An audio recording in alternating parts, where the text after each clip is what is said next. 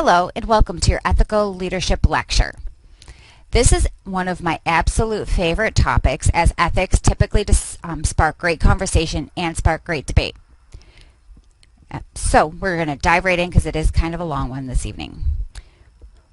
We're going to start off by, what is ethical leadership?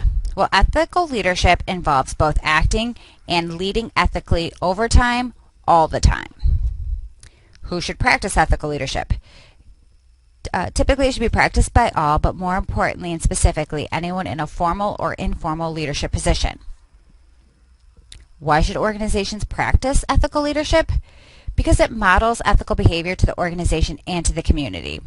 It builds trust, helps organizations build credibility and respect, can lead to collaboration, creates good working environments, and allows individuals to occupy a high moral ground. So, to get more into it, what are ethics and ethical behaviors? Ethics are the standards of right and wrong that influence behavior. So, they say right behavior is considered ethical and wrong behavior is considered unethical. Seems pretty cut and dry there. Business ethics and ethic codes guide and constrain everyday business conduct. So, basically stating that a business can have its own set of ethics which will guide their everyday business conduct but also guide them in decision making. Ethical behavior is characterized by honesty, fairness, and equity in interpersonal, professional, and academic relationships. Ethical behavior respects the dignity, diversity, and rights of individuals and also groups of people. You will see on this slide that there is a very interesting question. Does ethical behavior pay? And while there are some bullet points under this question, I would ask you to also think about ethical behavior as it relates to all levels of leadership within the organization, so the individual, the group level, and the organizational level. And with those levels in mind, what are some of the factors that influence ethical or unethical behavior? Well, some of the factors that influence ethical or unethical behavior may seem pretty cut and dry, as you can see on the screen. But I would ask you to consider, would leaders act unethically if they thought there was a more profitable alternative? So, to explain, we often hear in the media of leaders acting unethically, and they typically do it to make money. So my question is, would they act, if they could make that same amount of money ethically, do you think leaders would choose to engage in ethical or unethical behavior?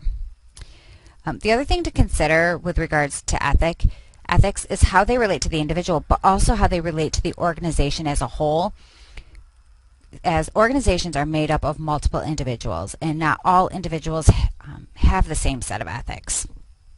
So it's important to consider that. So, what are behaviors, morals, and ethics?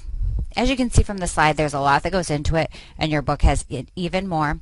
And as you know, because I've mentioned it multiple times, I'm not going to read the slide, but ethical behavior, in its simplest terms, again, as we just heard from the previous slide, is knowing and doing what is right.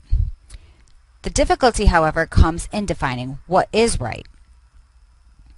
Different people and cultures and religions, they all have a different set of ethics and morals. Sometimes they align, sometimes they don't.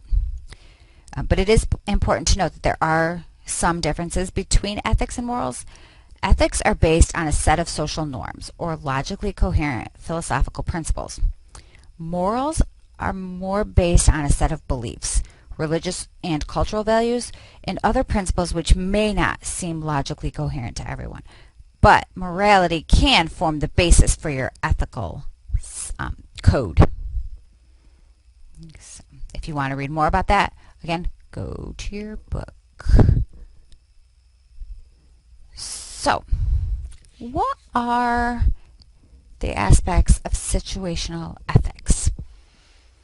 So, as you can see on the slide, there are instances or situations where people are more likely to act unethically versus ethically. It is important to remember with situational ethics, though, that not everything is always right or always wrong.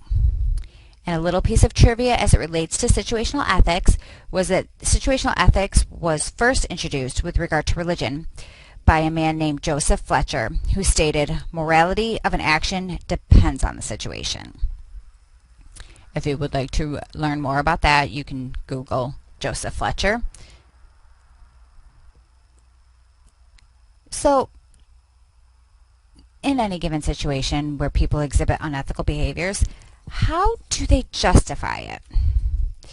Well, unethical behavior is often justified as a behavior that is used to protect our self-concept so that we won't have a guilty conscience or feel remorse. People also use moral justification, which is the thinking process of rationalizing why an unethical behavior is being used. There is the four-way test on the slide, which is also interesting as it relates to unethical behavior, but I think one of the important things to know and to live by is the golden rule, which we've all heard before. Do unto others as you'd have them done unto you. So now that we've learned about ethics, behaviors, and morals and how they relate to individuals, how do other stakeholders approach ethics? Well, stakeholder approach is to create a win-win situation for relevant parties affected by the decision. Stakeholders also approach it by a profit maximization that is constrained by justice. The stakeholder approach has regard for individual rights that are extended to all constituents that have a stake in the affairs of a business. And organizations, stakeholder approach is that organizations are not simply or only economic in nature, but can and do act in socially responsible ways, not only because it is the right thing to do.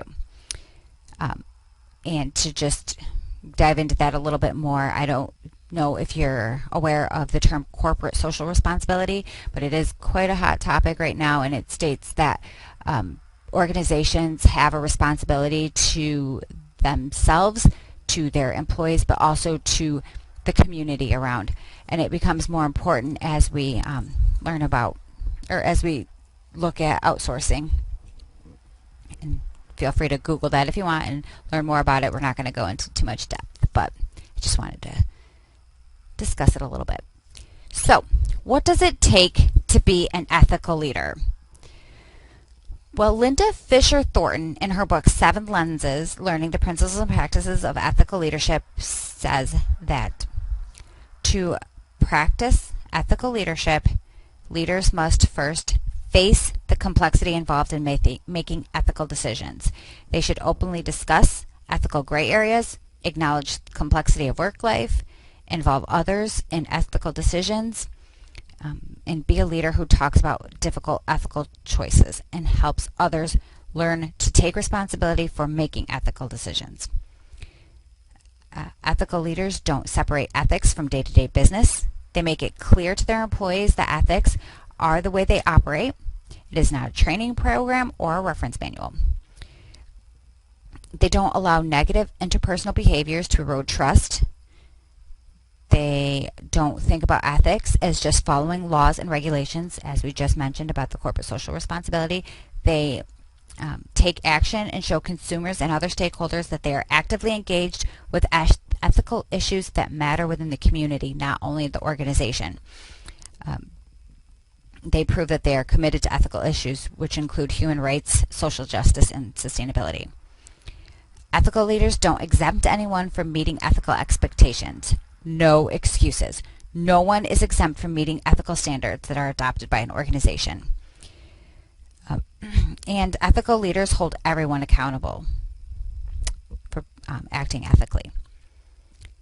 Ethical leaders celebrate positive ethical moments, and they talk about ethics as an ongoing learning journey, not a once-a-year training program, as we mentioned before. They integrate ethics into every action of the organization, everything that people do, touch, or influence. So what are some general guidelines for practicing ethical leadership? Ethical leadership requires a clear, coherent ethical framework on which the leader can draw in making decisions and taking action. The ethical framework should agree with the vision, mission, and initiatives of the organization. Ethics should always be a topic of discussion. They should be out in the open. They should be connected to action. And most importantly, ethical leadership is a shared process, meaning that we all have to partake in it. This concludes the lecture portion of this video. I will leave you with 2 discussion questions. 1, can ethics be taught and learned? And 2, do you believe that if you use ethical behavior, it will pay off in the long run? Thank you for your time, and I hope you have a great day.